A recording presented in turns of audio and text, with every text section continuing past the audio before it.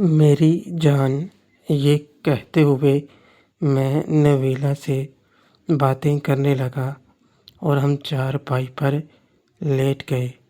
کچھ دیر باتیں کرنے کے بعد میں چارپائی سے اٹھا اور نیچے بیٹھ گیا۔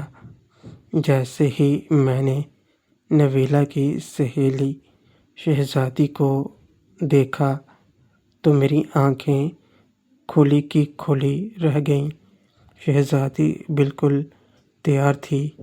میں نے نویلا کی طرف دیکھا اور پوچھا تو وہ بولی، میں ہر وقت اسے تیار ہی رکھتی ہوں۔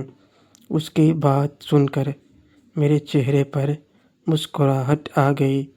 میں بھی وحشیانہ طریقے سے شہزادی سے باتیں کرنے لگا اور نویلا نے خوشی میں اپنے ہاتھ میرے سر پر رکھ دیے اور میری باتوں کا جواب دینے لگی۔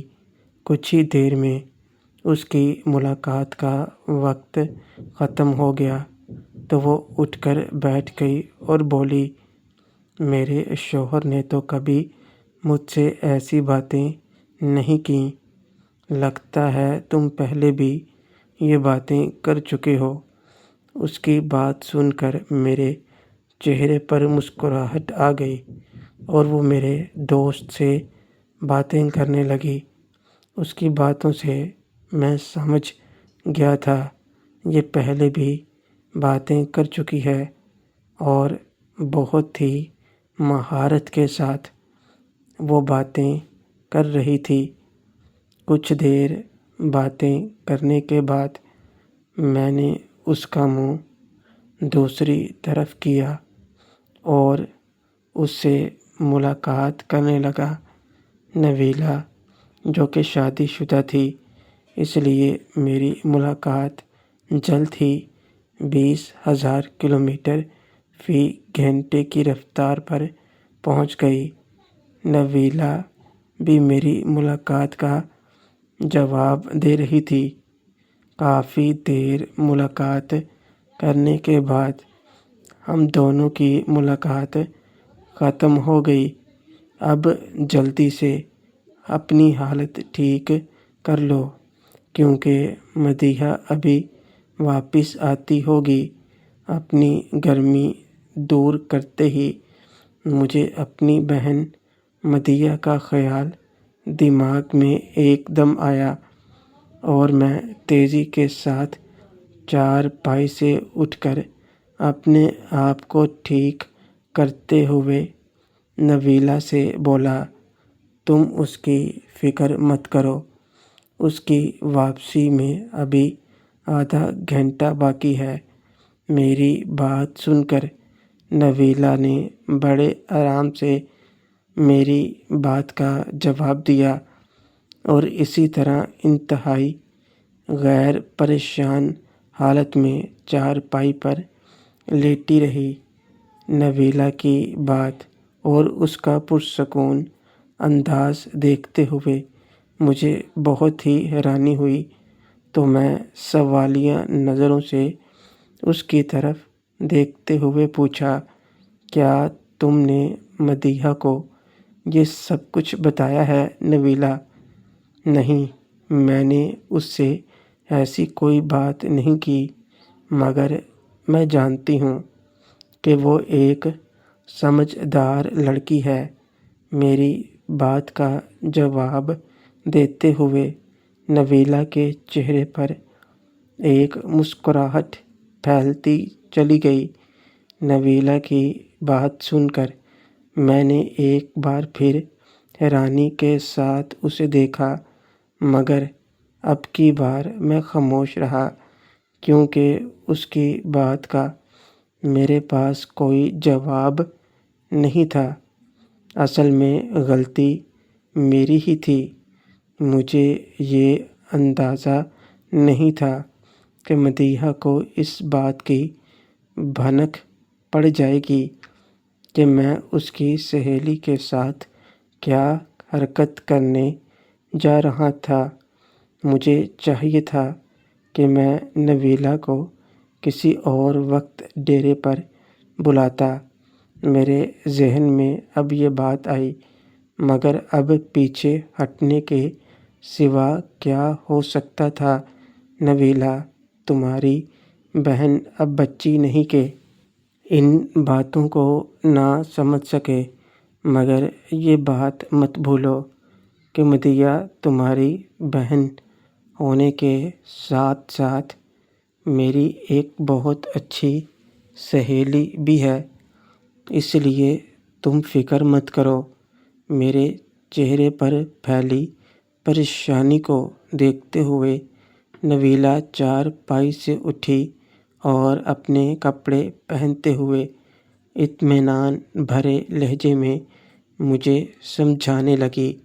وہ کہتے ہیں نا کہ اب پچھتائے کیا ہوت جب چڑیا چگ گئی کھیت، اس لیے میں نے بھی اس بارے میں مزید پریشان ہونا مناسب نہ سمجھا اور خاموشی کے ساتھ واپس چارپائی پر آ بیٹھا۔ نویلا نے اس دوران کمرے کا دروازہ کھول کر خود بھی سامنے چارپائی پر آ بیٹھی اور میرے ساتھ ادھر ادھر کی باتیں کرنے لگی۔ مدیحہ کے بارے میں نویلا کا اندازہ صحیح تھا، کیونکہ واقعی مدیحہ کی واپسی ہماری ملاقات کے ختم ہونے کے ٹھیک آدھا گھنٹہ بعد ہی ہوئی۔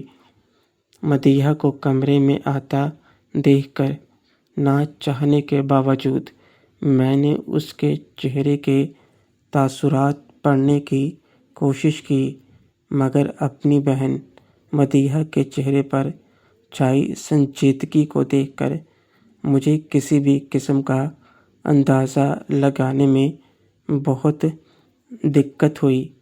نویلا کی مدیحہ کے بارے میں کہی جانے والی بات کے بعد نویلا کے سامنے اپنی بہن کا سامنا کرنا میرے لیے ایک مشکل مرحلہ تھا، اس لیے مدیحہ کے کمرے میں آتے ہی میں دوسرے ہی لمحے خود اٹھ کر کمرے سے باہر نکل گیا۔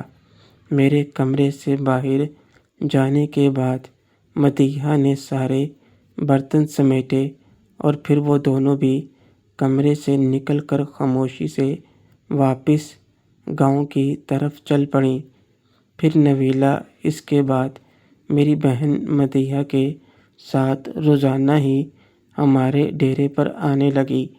یہ سچ بات ہے کہ نویلا سے ملاقات کے پہلے دن کے بعد میں اپنی بہن مدیحہ کے حوالے سے فکر مند تھا کہ وہ میرے بارے میں کیا سوچے گی، مگر مدیحہ نے پہلے دن کے واقعے کے بعد اپنی کسی بات سے مجھے اپنی ناراضگی کا اظہار نہیں کروایا، تو اس کی اس بات سے میرا حوصلہ اور بڑھ گیا، اور پھر اس دن کے بعد مدیحہ اور میرے درمیان نویلا کے حوالے سے ایک خاموش سمجھوتا پیدا ہو گیا۔ اس دن کے بعد جب بھی کھانے سے فارغ ہوتا تو مدیحہ برتن دھونے کے بہانے کمرے سے نکل کر اپنی سہیلی نویلا کو میرے ساتھ کمرے میں اکیلا چھوڑ جاتی۔ مدیحہ کے کمرے سے باہر جاتے ہی نویلا میری باہوں میں سما جاتی اور ہم دونوں پریمی کافی دیر تک ایک دوسرے سے ملاقات کرتے رہے۔ یہ سلسلہ تقریباً 2 ہفتے تک جاری رہا اور مجھے یہ وقت اپنی زندگی کا ایک حزین وقت لگ رہا تھا، مگر وہ کہتے ہیں نا کہ خوشی کے 4 دن ہی ہوتے ہیں۔